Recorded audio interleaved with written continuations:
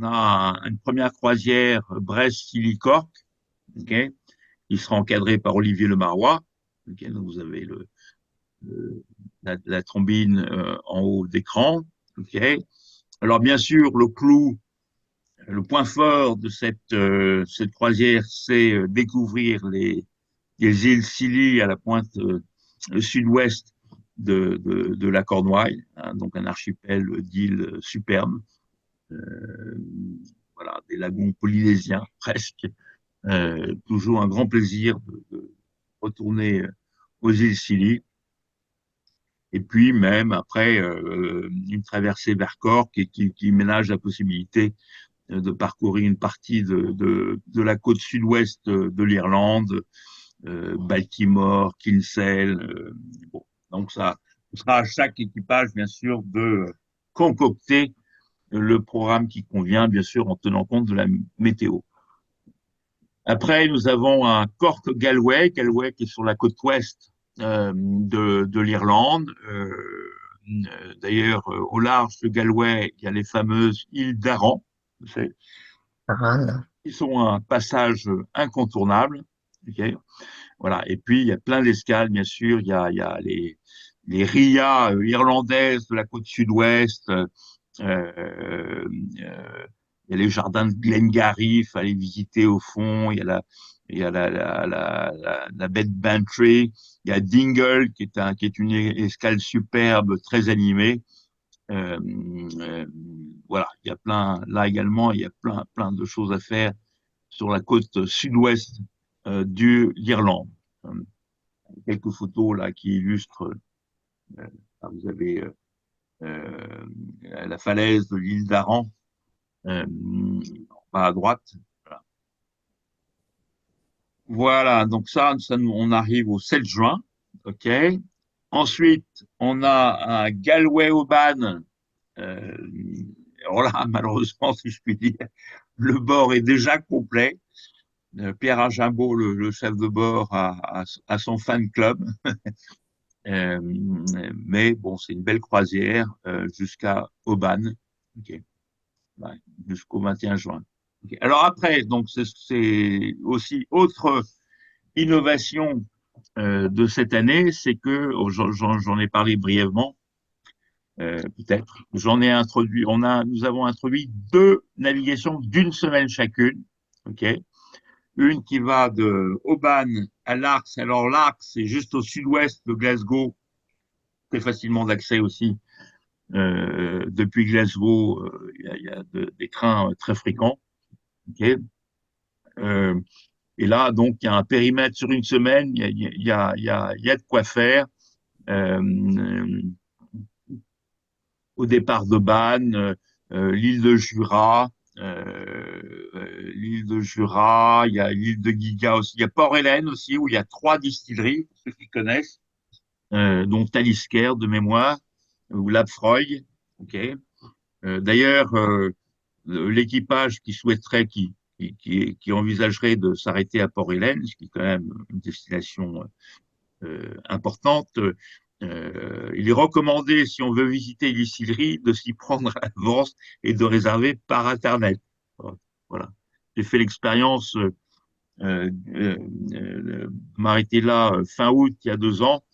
On a voulu consacrer une après-midi à visiter les distilleries. Ben, toutes les visites étaient archi complètes. Il y a aussi la possibilité, bon, en fonction de la météo, bah, d'aller à Ballycastle, qui est sur la côte nord-ouest, la côte nord, pardon, de l'Irlande du Nord, de l'Ulster. Ballycastle, c'est l'escale adéquate si on veut aller découvrir la chaussée des Géants, qui est facilement accessible en bus. Okay, voilà. Euh, Et autrement, il y a à l'intérieur, donc quand on rentre dans la baie où il y a une autre île d'Aran d'ailleurs, la grosse île au milieu là, île Aran, il y a plusieurs escales superbes, il y a Campbelltown, il y a un peu plus au nord Tarbert. Il y a aussi, je l'ai pas mentionné, la possibilité d'emprunter le canal de Crinan, ok, pour rejoindre le Clyde of Firth. Et puis l'aboutissement, c'est l'Arcs. Puis rebelote pour l'équipage qui prend le relais pour retourner à Oban. Donc là aussi, sur une semaine, un très joli périmètre avec de très belles, jolies escales à explorer. Voilà. Et donc là, on arrive, c'est de l'Arsoban, c'est du 28 juin au 5 juillet. Voilà. Alors ensuite, euh, alors une croisière très classique au club, Oban Stornoway. Alors là, je me suis bien gardé de d'écrire un parcours ou de proposer un parcours parce que il y a plein d'options possibles, plein d'options en fonction bien sûr de la météo, mais entre l'île de Skye, donc Oban, là, sur l'île de Skye, Tobermory, dont on voit la photo à droite, là, qui est une très jolie escale, un port très pittoresque. Euh, donc à signaler d'ailleurs pour ceux qui ne seraient pas allés qui seraient jamais allés à Oban ou qui seraient allés il y a assez longtemps, maintenant il y a une marina en centre-ville, alors que antérieurement on devait aller à quelques kilomètres d'Oban pour trouver le bateau. Là, on a une marina en plein centre-ville. Okay. Euh, alors après, bah, en fonction donc Portree, c'est la photo du haut, très jolie escale sur l'île de Skye. Euh, il y a bien sûr les Hébrides extérieurs, puis la pointe sud Barra, euh, dont l'aéroport d'ailleurs est sur une plage. Ok, faut se signaler. Euh, à signaler maintenant que les Écossais ont développé tout un réseau de petites marinas extrêmement bien équipées tout au long. Là, j'ai signalé Tarbert, par exemple, dont on voit une photo en bas. Ça, c'est la marina de Tarbert, mais il y en a d'autres également. Il y en a d'autres. Et tout ça pour arriver à Stornoway, okay, et une escale que nombre de Gicois connaissent bien. Très bien desservi d'ailleurs par les voies aériennes. Il y a aussi un ferry qui vient d'Ullapool, okay, et qui permet d'ailleurs de repartir à Ullapool. Okay. Ceux qui voudraient emprunter le ferry. Euh, et après, il y a des bus pour rejoindre Inverness ou Oban. Voilà. Donc là aussi, c'est un parcours, c'est un périmètre absolument superbe que j'ai eu l'occasion moi-même d'explorer à plusieurs reprises. Voilà. Ensuite, notre ami Hervé Lebars va encadrer là également une très belle croisière entre Stornoway et Lerwick, la capitale des Shetland. Ok. Bien sûr, les clous, je dirais, de cette croisière, c'est en premier lieu les Orcades. Okay. Les Orcades qui sont un archipel d'îles avec un relief très particulier, avec des sortes des îles très arrondies. C'est pas un relief très élevé à part quelques endroits, mais c'est des sortes de mamelons. Euh, alors, ce qui définit aussi les Orcades, aussi bien d'ailleurs que les Shetland, c'est qu'il y a des sites archéologiques absolument superbes. Okay. Euh, il y en a un d'ailleurs, bon, j'anticipe. Mais donc les Orcades, il y a de quoi? Il y a deux grands ports, mais aussi d'autres mouillages, Stromness et Kirkwall. La capitale, c'est Kirkwall. Entre les Orcades et les Shetland, un arrêt indispensable à Fair Isle, qui est une jolie île qui est une réserve d'oiseaux. Okay.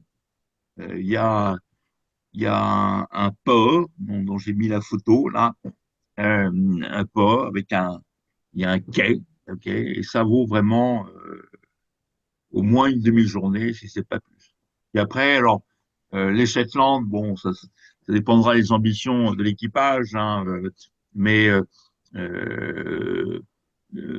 Scalloway sur la côte ouest de l'Airwick, c'est à 10 km de l'Airwick, bien sûr, mais de l'autre côté, qui est aussi une jolie escale avec un très beau château à visiter. Il y a des mouillages absolument superbes le long de la côte ouest, ainsi que sur la côte est. À la pointe sud, d'ailleurs, juste à côté, juste en dessous de l'aéroport des Shetland, il y a un site archéologique remarquable. Ok. Voilà. Donc, Orcades et Shetland, les mouillages, ça ne manque pas. Voilà. Et puis en haut à gauche, j'ai mis un détail, un plus grand détail des îles. Ok. Alors, bien sûr, une visite au pub, les visites au pub sont indispensables, hein. Et les fish and chips. Mm. Alors après, retour, on entame le retour du bateau, si je puis dire. Et là, cette année, on a réintroduit une croisière vers Inverness. Alors pourquoi Inverness? C'est parce que l'équipage suivant aura la possibilité, emboukera le canal calédonien. Ok. Donc là, bon, c'est grosso modo le même parcours précédent, bien sûr, centré sur Fair Isle. Bien sûr, il y a de quoi faire au Shetland, hein. Fair Isle, indispensable.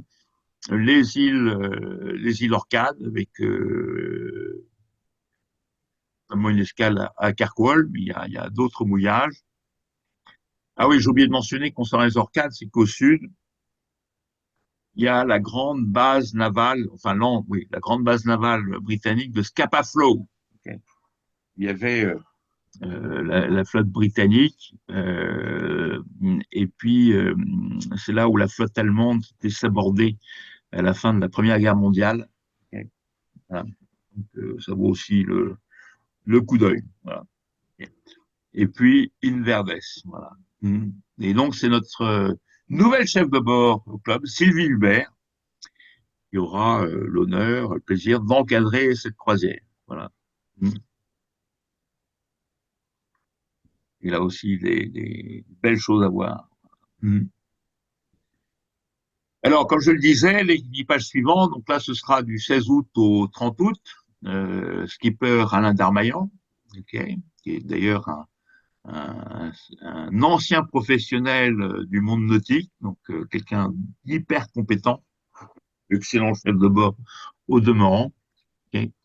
Donc, il y aura le plaisir euh, d'emprunter le canal calédonien. Okay. Ça faisait longtemps qu'on ne l'avait pas fait. Okay. Passer par Oban. Et puis, bien sûr, là, on va retrouver aussi les possibilités, les options de navigation. Alors, soit passer par l'extérieur euh, de Jura ou Port-Hélène, mais on peut bien sûr emprunter, faire un parcours par l'extérieur. Bon, aux fonctions, là, il y a plusieurs options, ou passer par l'intérieur entre Jura et puis Moll, la grande péninsule de Moll. Après, vers Duvin, là aussi, il y a plusieurs options. Après, il y a Bangor, qui est pas loin de Belfast, dans l'estuaire, qui est une jolie ville. Il y a aussi la possibilité d'aller à l'île de Man. Moi, personnellement, je l'ai fait il y a bien des années, et c'est une île qui mérite d'être découverte. Okay. Bon, là, ce sera à l'équipage d'en décider. Mais l'île de Man, il y a un port à l'ouest, il y a un port à l'est. C'est également une jolie escale. Et puis, bien sûr, Dublin, qui en soi est également une destination, une belle destination, une jolie capitale. La marina est dans la baie de Dublin. Et le train est juste à l'extérieur de la marina et mène à Dublin en 25-30 minutes. Voilà. Très facilement d'accès. Okay. Voilà. Ensuite, ben, c'est la fin presque du programme d'été, si je puis dire. À compter du 30 août, ben, Dublin, Brest. Ok. Alors, il y a des escales possibles le long de la côte sud de l'Irlande, Waterford notamment, où il faut remonter la rivière. Okay. Ou alors, pourquoi pas passer par le Pays de Galles, entre autres Milford Haven. Là également, le clou de cette croisière, c'est passer quelques jours au Scilly. Ok. Et pourquoi pas, c'est ce qu'ont fait nombre d'équipages qui ramenaient le bateau à Brest, c'est aller découvrir quelques ports de la Cornouaille britannique, notamment Falmouth, qui est un très joli port et qui est doté d'ailleurs d'un musée maritime assez fantastique. Voilà. Bon. Et puis, bien sûr, retour à Brest. Bon, il y a aussi des possibilités d'escale avant de regagner Brest, que ce soit la Bergerac d'un côté, Mérilla-Bretonne ou Ouessant, pourquoi pas. Là aussi, c'est l'équipage qui en décide. Voilà.